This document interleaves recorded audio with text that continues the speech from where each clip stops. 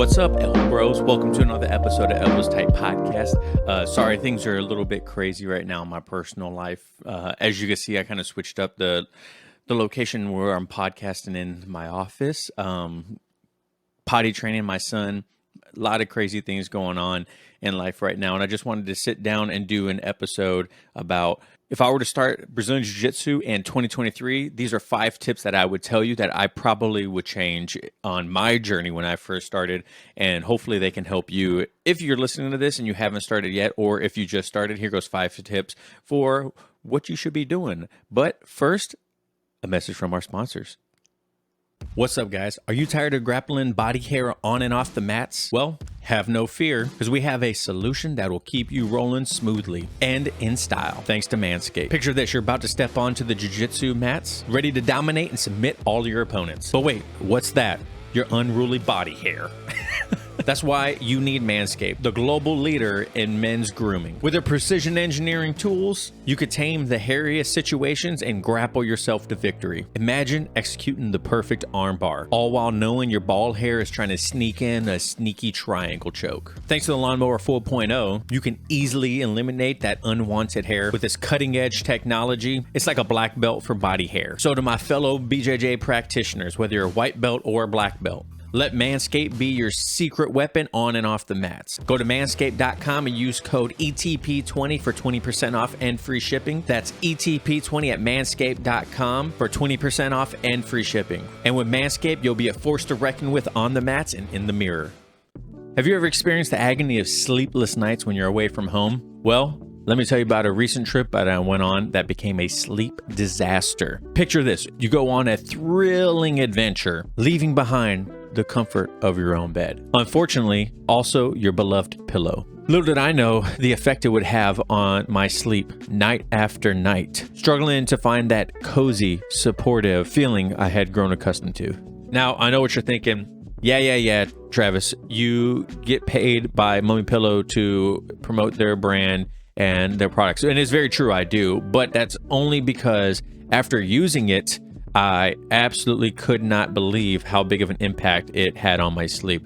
Mummy Pillow has been a godsend for me and my sleep. Not having it on that trip and sleeping with those hotel pillows was horrible. I wish I would have brought it with me. And with Mummy Pillows, you also get a travel bag that comes with your pillow. So don't be like me. Bring your pillow everywhere you go and enjoy your night of sleep. And let me tell you, coming back home and finally sinking into the embrace of that Mummy Pillow was like returning home to a long lost friend. It was like my pillow had whispered to me, "Welcome back, my dear friend. Rest well." Go to mvmisleep.com and use code ElbowsTight at checkout for 15% off. Once again, that's 15% off with code ElbowsTight at checkout. Sleep ambitiously with Mummy. All right, so tip number 1 should come to no surprise to anyone. I often talk about this, and for my journey, it wouldn't have changed anything, but number 1 should be you should find an academy that fits your life. I've talked about it many a times before. It is probably the most important thing when it comes to your jiu-jitsu journey is finding an academy that fits your lifestyle, whether it's location, whether it is hours, whether it's a welcoming atmosphere, whatever it is, you need to find a Jiu-Jitsu academy that fits your lifestyle. We talked about it before that it doesn't matter if your academy has world-class athletes or if it is perfectly priced for you. If it's 2-3 hours away, then that might not be the best academy for you. Or if it is within a reasonable distance and then it's completely priced out of your budget, then, that's another thing that you need to think about. So number 1 is you definitely need to find an academy that fits your lifestyle. Do they have, kids in academy, or do they have kids care there? That's something that some academies do have. How is the atmosphere? Is it like a kill or be killed thing there? Something to think about also.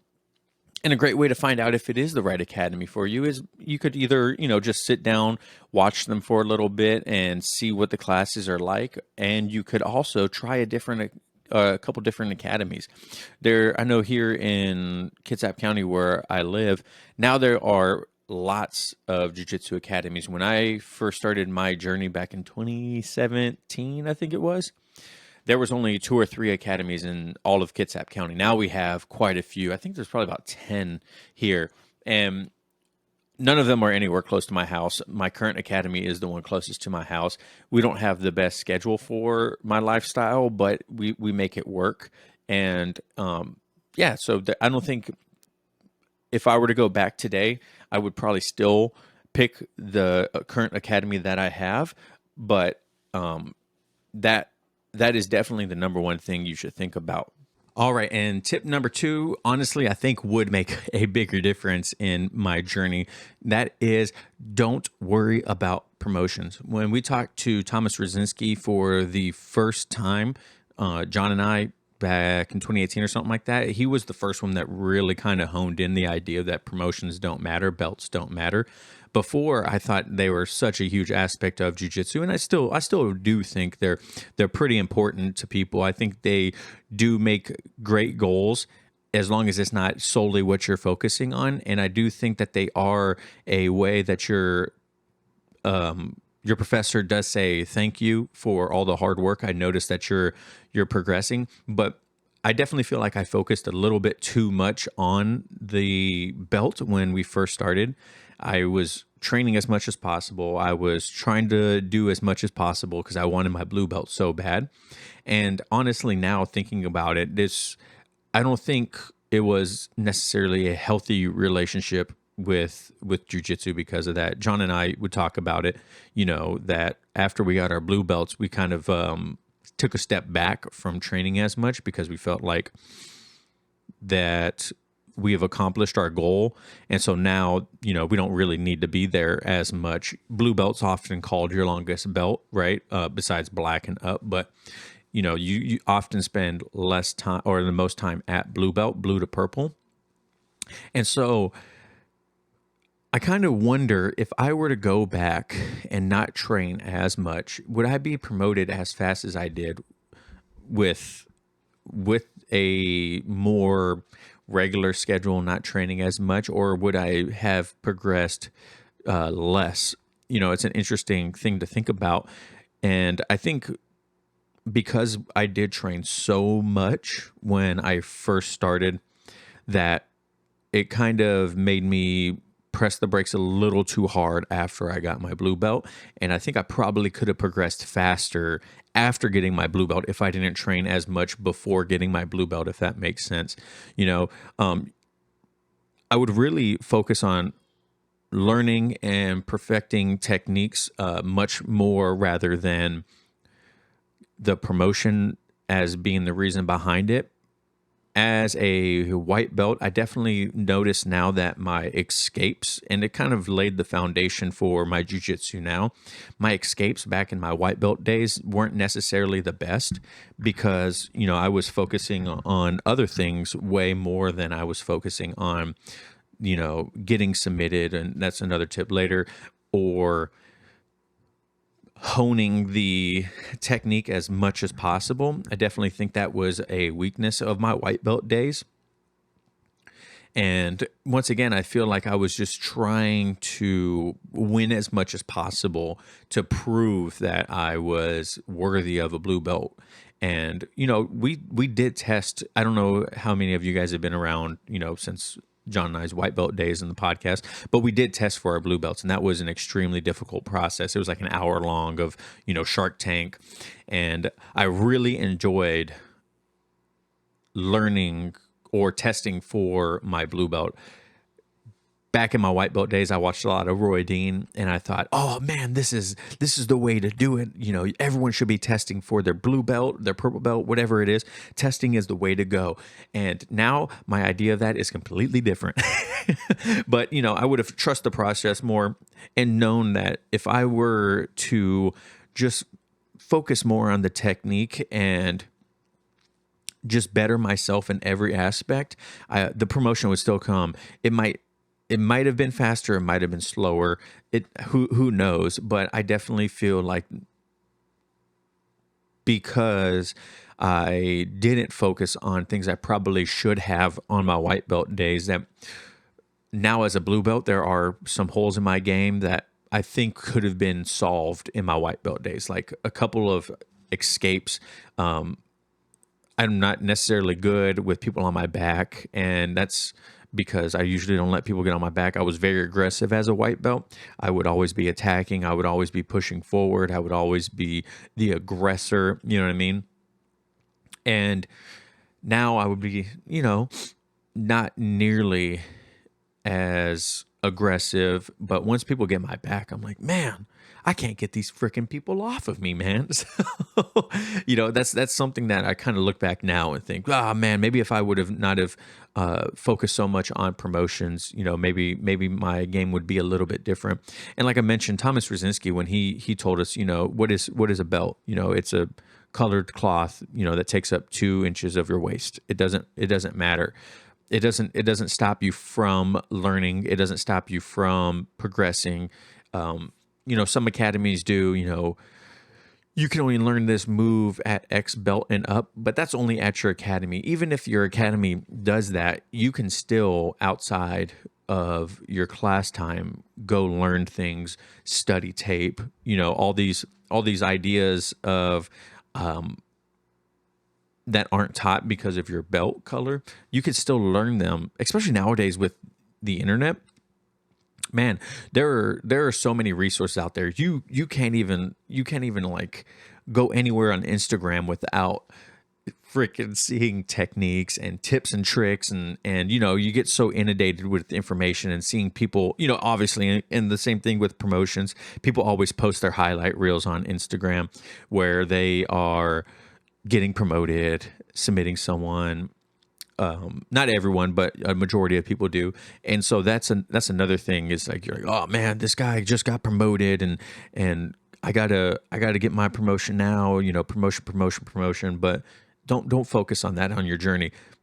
Focus on your technique and focus on you. And these, we'll go deeper into a little couple of subtopics between that. Just remember that promotions are a symbol of progression, and they are not the ultimate goal of your jiu-jitsu journey. Your ultimate goal of jiu-jitsu should be longevity. It should be getting better every class. It should be having fun, finding a community. It should be all these things. Those are much more important than what belt you tie around your waist. So just keep that in mind. And once again, to kind of tie into not focusing on promotion, like I mentioned, my escapes kind of sucked because I didn't want to get submitted. And so tip number 3 is get submitted a lot. It's something I definitely would have changed about my jiu-jitsu journey, especially with other white belts. I feel like I didn't put myself in enough compromising positions, and I'm paying for it now. My jiu-jitsu, like I mentioned, doesn't have the best escapes and defenses in some positions, and that's because during my white belt days when I first started, I just would avoid them, and I was like aggressive, go. I gotta submit these people, I gotta be the aggressor, and I definitely did not get submitted nearly as much as I probably should have. I mean, with higher belts, I did, but with other white belts, I felt like I had to dominate, and I didn't get submitted enough. You gotta embrace the learning process. Getting submitted is just a part of that in your jiu-jitsu journey. Don't frown upon getting submitted. There's the best people in the world get submitted. There was a video of Gordon Ryan probably a couple months ago where he was in class, and I think he was training in the gi, and like a brown belt submitted him, in class. Now, would that brown belt submit him in competition? Probably not, but in the lab, in the dojo, in the academy, in class, these are places where you should be learning and you should be getting submitted, because it's only going to make you better as long as you take it as a learning experience and you don't take it as like a hit to your ego, because it all helps you improve. A submission is just a learning opportunity. If you get submitted by someone after the roll, be like, hey, how did you get there? How did I get submitted? Analyze what went wrong, and, take it as like a point of improvement on your defense. Take these things as, man, okay, I put myself, now I still don't do it, and I probably should, to be honest with you. But now you could be like, okay, he was on my back. How did he get there? He submitted me. How do I stop that? That's so much value if you can do the kind of the retrospective look at your jiu-jitsu journey and see why these things happen. But if you never get submitted, then you never are going to grow as much as you could. Being vulnerable is extremely important in jiu-jitsu. You have to be able to be vulnerable. Being submitted and putting yourself in these compromising positions is the ultimate vulnerability, because you're allowing someone to, basically put you in these, I guess you could say, like a fight for your life. We always talk about jiu-jitsu is like a fight for your life, but you shouldn't look at jiu-jitsu as a fight. You should look at it as a learning opportunity, like I mentioned. But you're basically allowing this person to be like, oh man, I would kill you right now. I got you so deep in that choke. And it's like, well, yeah, because I let you get there because I'm trying to learn how to get out of it, So just be okay with that. Don't let being submitted be a hit to your ego. I promise you it's not. You're going to get better because of it. Don't get discouraged. Every submission is a chance to learn and grow in your jiu-jitsu journey, and you should totally look at it that way. Otherwise, you're going to never get submitted. You're going to be like me, an old crusty blue belt who can't get people off their back because I never let people get on my back when I was a freaking white belt. And now I have a hard time of getting people off my back. And it is a huge sore point in my jiu-jitsu, and I need to be better at it. I need to do it now. So listen to me. If you're starting jiu-jitsu or you just started, find out what you suck at. Go there a lot. Get submitted. I promise you, it's okay. You're not going to get hurt. You're not going to die. Well, if they don't let go of the submission, that's a different story. No. So just think about it that way, and it's going to be an eye opener for you. Number 4 is going to be enjoy your journey. Man, you have to enjoy the process. Don't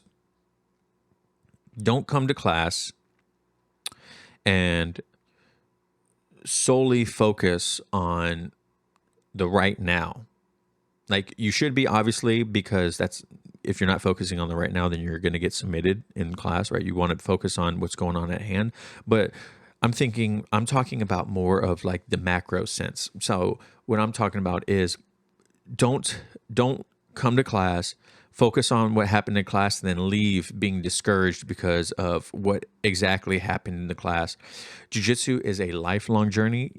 One of your goals in jiu-jitsu should be to train for as long as possible, because then, you're constantly going to get better. I mean, there's just so much good that comes from training in jiu-jitsu, and if you don't enjoy the process, if you don't enjoy the journey, it's going to be a whole lot harder to want to show up to class. We always talk about blue belt blues. And this is why John decided to, end his journey in jiu-jitsu, because he didn't enjoy the journey anymore. He didn't enjoy the process. He wasn't in love with it anymore. And if you go to class and you get heavily discouraged every class because you didn't get promoted or you got submitted too many times, like, you got to understand that's all part of what goes on in jiu-jitsu. Focus on the present moment and enjoy the process of learning, but don't focus on the moment and think that what's happening right now is the end all be all for the rest of your journey. If you look at it like that, then you're not going to stay in jiu-jitsu very long. If you go to every class and as a white belt, you're like, man, I just keep getting submitted all the freaking time. Keep getting submitted all the freaking time. These guys are kicking my butts, this and that. Then, you're going to get discouraged a whole lot faster. You're going to not want to keep showing up. You're going to, have these negative connotations with going to class rather than just understand, like, we were all there. We've all been there. Even the best people in the world were the nail sometimes. Now there still are the nail, but not as frequent as they are the hammer. So that's an important thing to think about, because you can't focus on the now in a sense of, man, I'm just not progressing at all. I'm just, so and so over there is doing so much better than me. Oh, they got promoted, they got a stripe. These everyone's process is at their own pace. You gotta just focus on your own journey. You can't look at, like I mentioned earlier, you can't look at Instagram and think to yourself, oh man, I used to train with that person. They got promoted. I should be promoted. I used to submit them all the time. How come they got promoted? You don't know what's going on in their journey.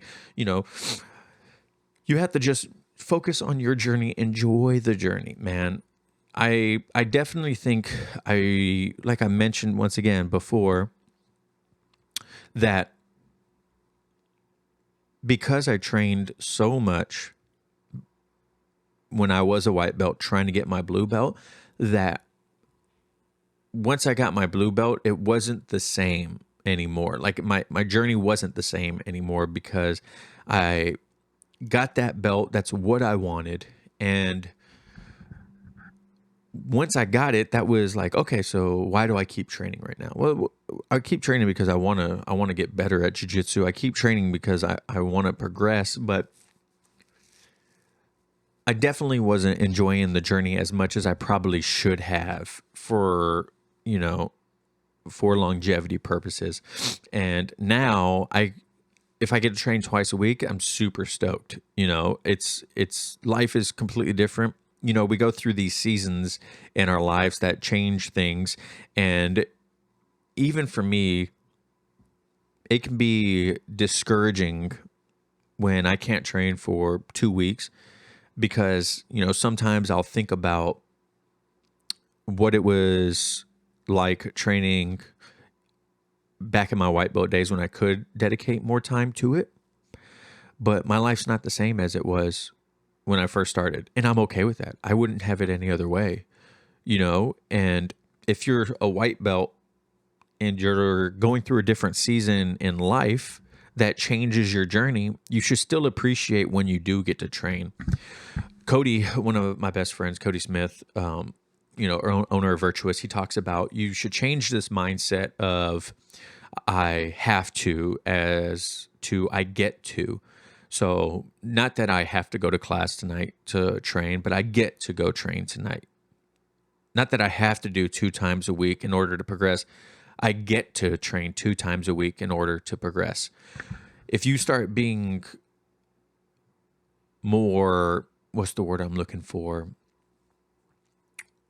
Aware of your mindset during your journey, it's going to be a whole lot easier for you to accept the hard with the good.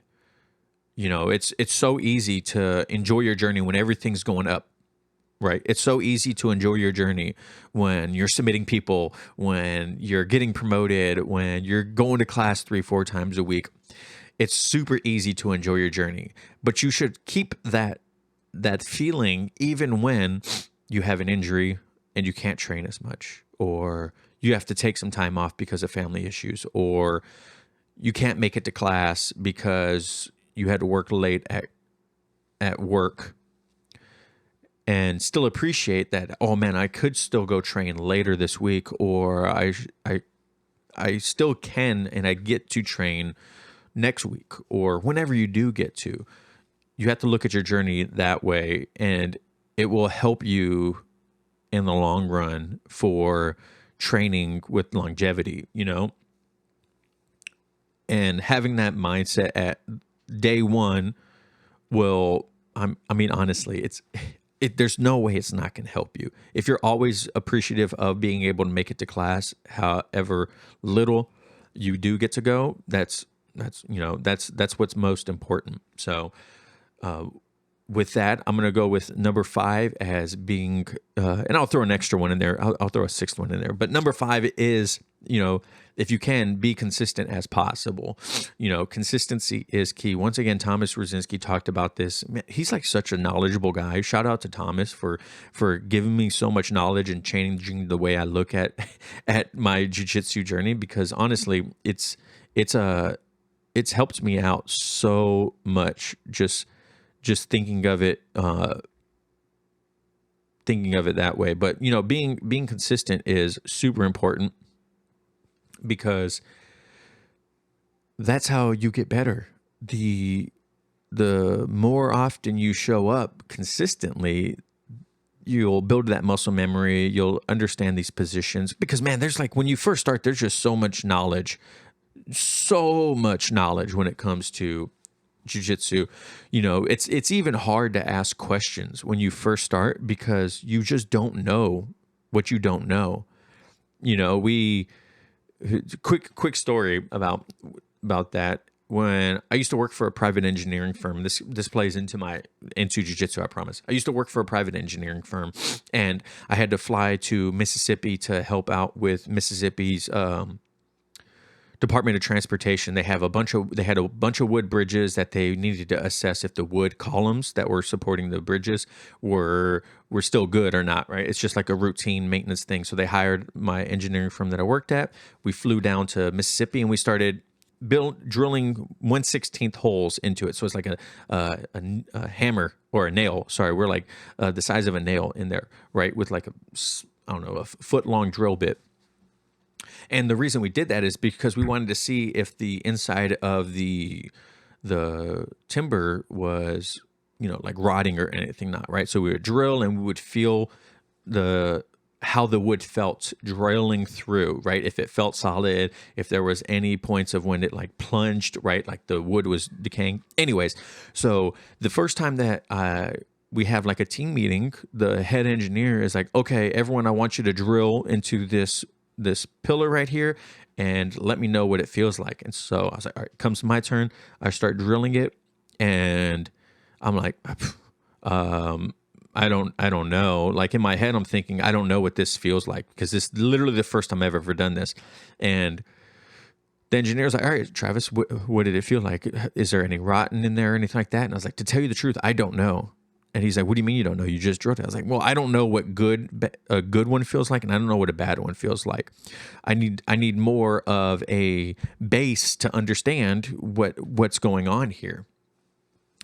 If I could get 3 or 4 good ones and someone tells me these are good, this is like a control, then I can be able to assess what's not good. So it's all that to say, in jiu-jitsu, if you just start and someone says, your professor's like, hey, do you have any questions about the Kimura? What is the hard part that you're having with the Kimura? At first, you're not going to have any base of knowledge. You're not even going to understand fully what he's talking about.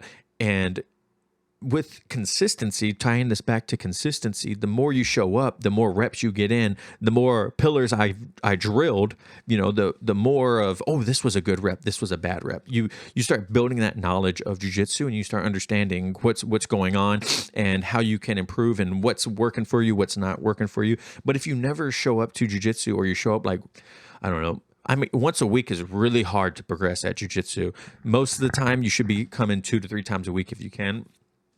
Even for my journey, if I show up once a week, I'm grateful that I did get to show up, but I really wish I could do twice, 3 times a week. But being consistent is the key. Consistency over a long period of time also.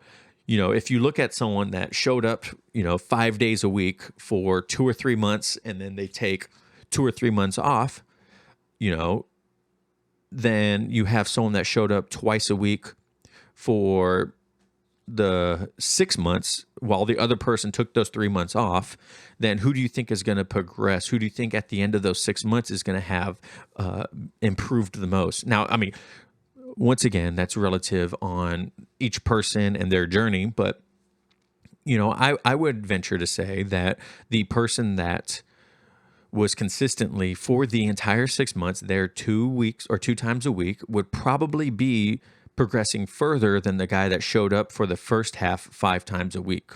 You know what I mean? So think of your journey that way. You want consistency on a longer period of time. Not just these. I showed up 20 times a quarter. It's like, yeah, but how many times could you have shown up that entire year? So consistency is key. That's how you're going to progress. If you never get to roll with someone because you're never there, then you can't put these techniques in theories and ideas that you learn in class into action, right? And so next time you come to class, whenever that is, you have that, like, I'm sure you guys have all felt it too. You take a break because of an injury or whatever. Excuse me. And then you come back and you have like a solid week of, or at least 2 or 3 classes of trying to remember how things go. You have that muscle memory there, but you gotta, you're like, how do I finish an arm triangle again? How do I escape out of mount? How do I do a front roll? How do I do a break fall? These little things. You may turn the wrong way on a move. You may grip the wrong spot on a Toreando pass because it's been like 2 or 3 weeks or months because you've been injured or you haven't been able to train or whatever, right? So these like little small details might take a while for them to come back. Like you still have a gist of what you're doing, right? You're still pretty knowledgeable, but there's little things out there that might have an issue of trying to remember and get better at. So just think about that. Consistency is key. Being consistent over a longer period of time versus a short period of time is going to help you improve much quicker and consistently by doing that. So just keep that in mind. And then you know what? The bonus one is something that I've been doing a lot more, and I kind of been doing it since. So the bonus tip, and I think is extremely underrated, and I've been doing it basically since I started jiu-jitsu, and I absolutely love it, especially with all the resources that we have now, is film your rolls. Look, filming your rolls is great.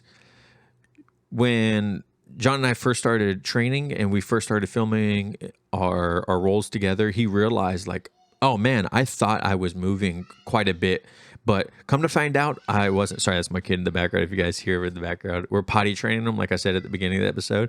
And so he's getting buck wild out there with my wife. So, but this is going to be the last one, so I'll be able to go help her out. But anyways, so film your rolls. That's going to be one of the quickest ways for you to realize what you're doing versus what you think you're doing, right? Also, what a great part about that is there are a lot of resources like BJJ Mental Models has the premium that, you can submit your rolling footage and your tournament footage to them for review to find out what you did wrong and how you can improve.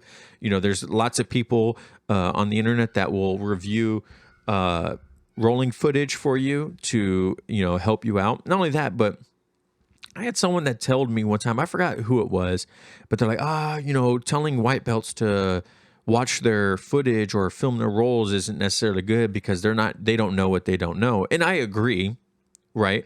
You're not going to know why you got submitted most of the time when you first start. But the beautiful part about having your rolling and your training filmed is you can review it later and you could like play by play it. Like, okay, I was going for this. He did this. I guess that's what I did wrong. And then you can, take it back to class and take it back to the lab and figure out like, oh man, I did this last time. I'm going to try not to do that next time and see if that is what improves. So you don't have to have all the knowledge in the world to just, when you get submitted in the video, rewind it slowly, watch what happens, how he set it up and see, or they set it up and see, like, oh, could it have been this, kind of like brainstorm it, put it, you got like, what is it? It's Always Sunny in Philadelphia. You got like the wall of, lines drawn together on why things are working or why things are happening and whatnot. So you could do that with your video. So stupid, but you could do that with your video, whether you are a white belt or blue belt or whatever it is, filming your rolls is a great way to like document your journey too. As you progress through your jiu-jitsu journey, you're able to look back at your videos and just kind of like see how far you've come. We often gets discouraged during the times that we're nails in the hammer and nail analogy.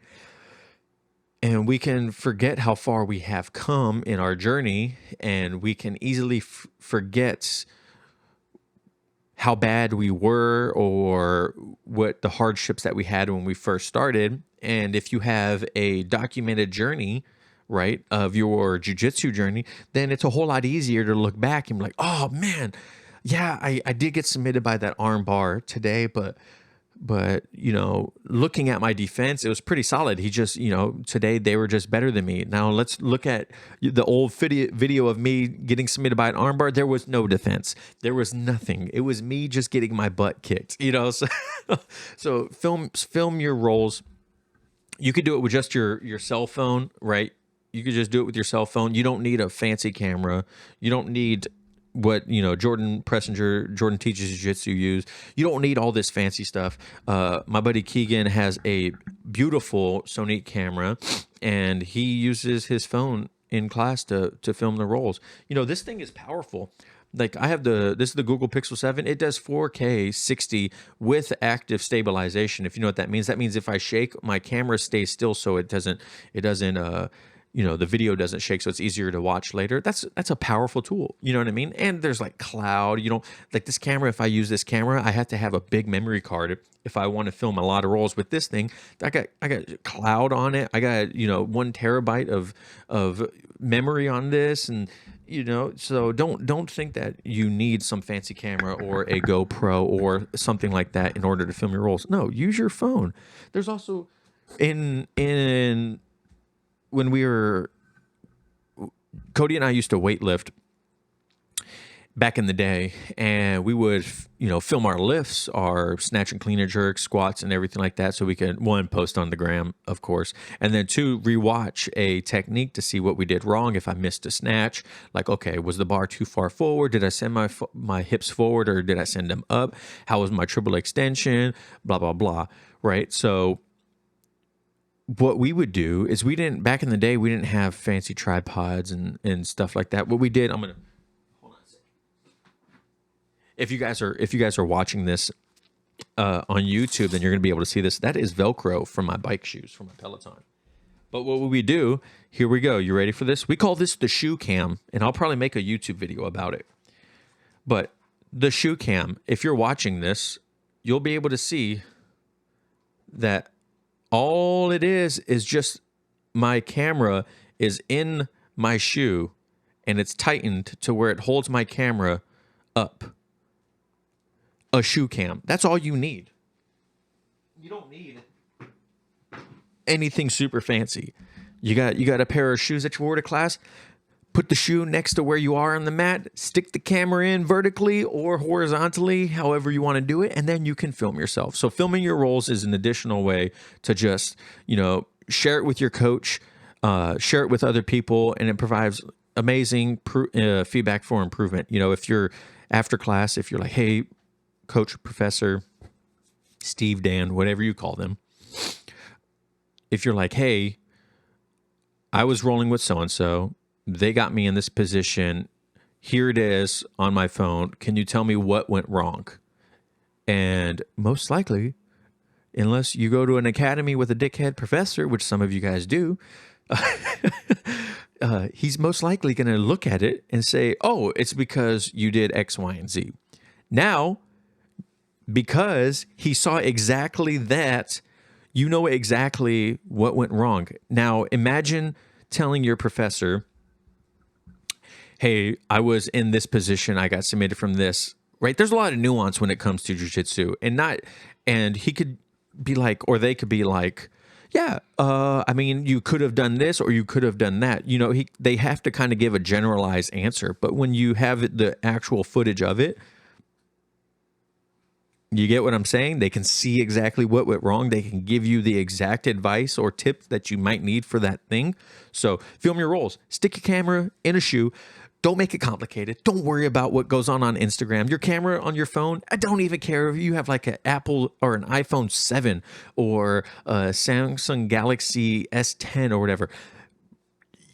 You got 1080p? It's pretty freaking good. You don't need anything super crazy. So, but that's gonna be it for me today. Just focus on these 5-6 things when you guys are done. Honestly, if I would, like I said, if I was starting jiu-jitsu in 2023 and me now would talk to fresh white belt Travis, I would tell them all these things. Now, would fresh white belt Travis listen? Probably not, because fresh white belt Travis was cocky, young. I think I was like 25, 26 years old, in shape, and I thought I could just muscle through everything. But it wouldn't hurt to tell, me back then what to do to help out. So with consistent training and dedication, your progress in jiu-jitsu, your confidence, your goals that you want to achieve, you can accomplish it all. Just think about it. Hopefully these tips help you out. Let me know down, if you're listening on Spotify, you can comment down below what tips would you add to this list. Hit me up on Instagram, comment down on YouTube, whatever it is, just let me know what you guys think. I appreciate all your time. Also, go real quick, some housekeeping stuff. I always forget to do this. I need to write a list down again.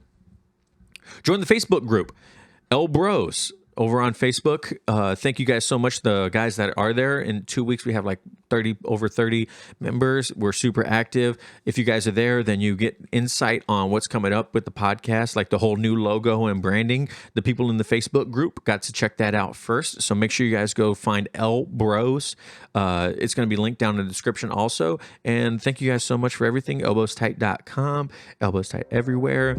And yeah, thanks guys. Let me know what you guys think. We'll catch you later. Peace.